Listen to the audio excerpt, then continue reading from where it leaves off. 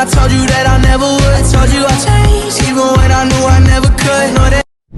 Nada se compara a aprender as lições da história em primeira mão, não é, Sherman? Aonde vamos hoje, Sr. Peabody? Não é aonde, Sherman, é quando.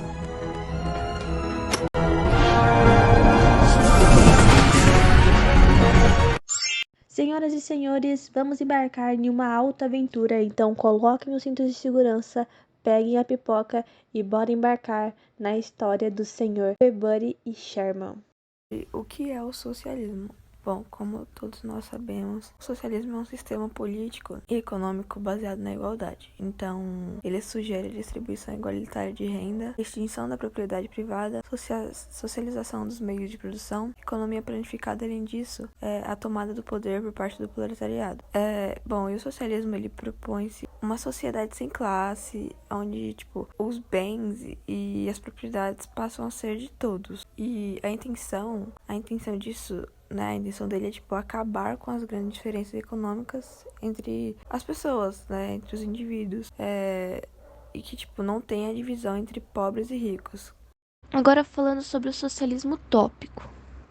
Ele era uma ideia de uma sociedade ideal, onde as classes elas viveriam em harmonia e em busca de interesses comuns para que não se houvesse exploração, guerras, entre outros conflitos. E assim alcançaria de uma forma pacífica. Os principais pensadores dessas ideias eram Robert Owen, Sandy Simon e Charles Fourier. O nome socialismo utópico ele surgiu graças a uma obra chamada Utopia, de Thomas More, sendo que utopia é referência a algo que não existe e não pode ser alcançado.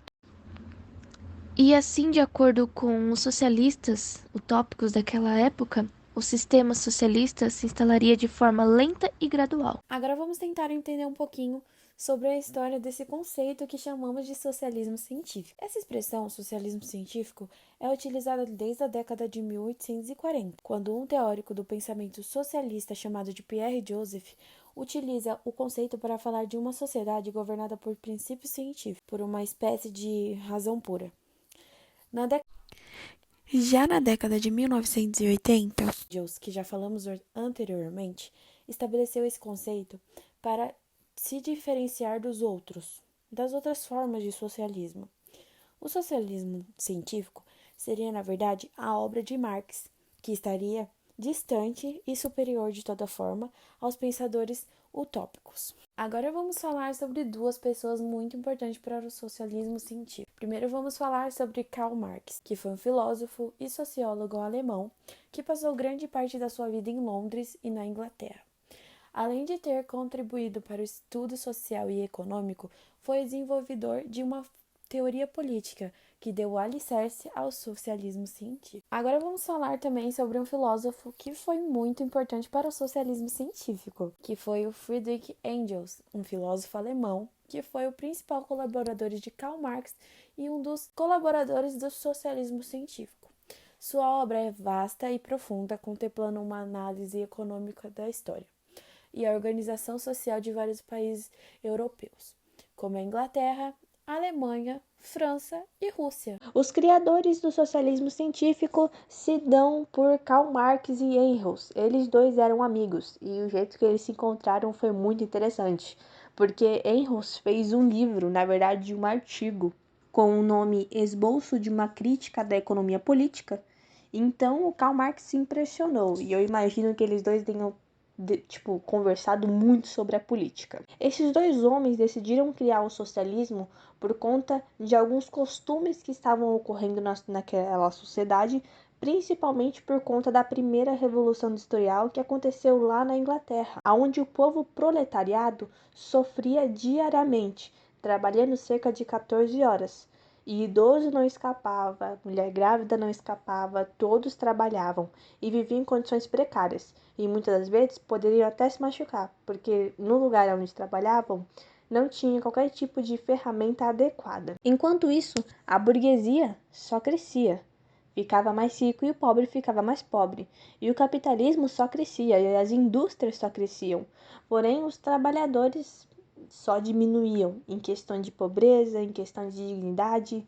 Então, esses dois pensadores, na verdade, Karl Marx e Engels, vendo toda aquela situação, quiseram pegar e transformar em um governo onde não houvesse essa luta de classes, onde todos fossem iguais. E aí criaram o socialismo científico, trazendo a igualdade para a sociedade. Eles dois pensavam que o socialismo era a oposição ao capitalismo e defesa de um sistema pós-capitalista. Na visão deles dois, o socialismo ele era um tipo de governo, de sistema, onde não existiria propriedade privada nem as classes sociais. Tem uma frase muito interessante que Karl Marx traz, que é a seguinte: a história de todas as sociedades até hoje existentes é a história de luta de classe. Mas não vamos achar que foi tudo perfeito, que Engels e Karl Marx chegou com o socialismo, trazendo ideias inovadoras, até porque a gente sempre coloca nas costas desses dois que foram os que fizeram todo o movimento.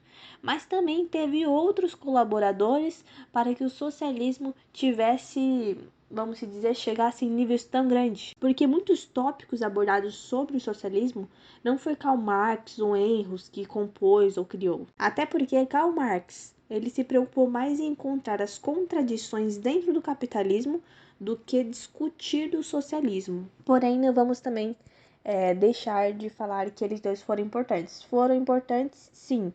Porém, teve questões muitas vezes que quiseram colocar mais defeitos no capitalismo do que realmente falar o que seria o socialismo. Outro sim é a questão de que as suas ideias, principalmente as ideias de Karl Marx, chegaram a inovar também a Revolução Russa.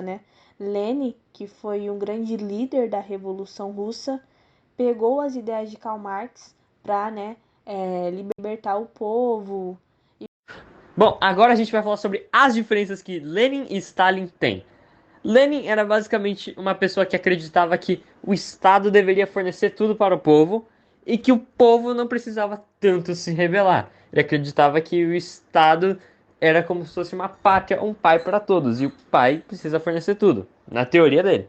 Já o Stalin acreditava que o Estado precisava fornecer tudo também, porque o socialismo tem essa base, só que a diferença é que para ele a população poderia se rebelar, mas no caso que a população se rebelasse, também haveria uma burguesia dentro do socialismo, ou seja, as pessoas que estivessem acima do Estado, como Lenin e a burguesia dele, ganhavam mais direitos do que os que não estivessem lá. E essa é uma grande diferença, porque os dois tiveram a oportunidade de provar sobre o sentido das duas óticas, por causa que eles tiveram a Rússia para liderar.